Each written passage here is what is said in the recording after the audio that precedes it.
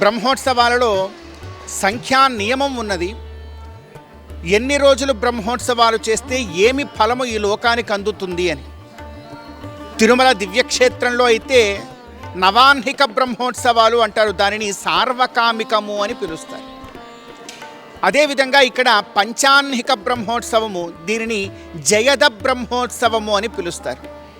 సకల లోకానికి, లోకాల్లో ఉండేటువంటి సకల ప్రాణులకు, మానవులకి వారు తలపెట్టినటువంటి అన్ని కార్యాలలో వారికి చక్కనైనటువంటి జయం ప్రాప్తించాలి అనేటువంటి గొప్ప సంకల్పం ఈ పంచాన్నిక బ్రహ్మోత్సవాలలో ఉంటుంది.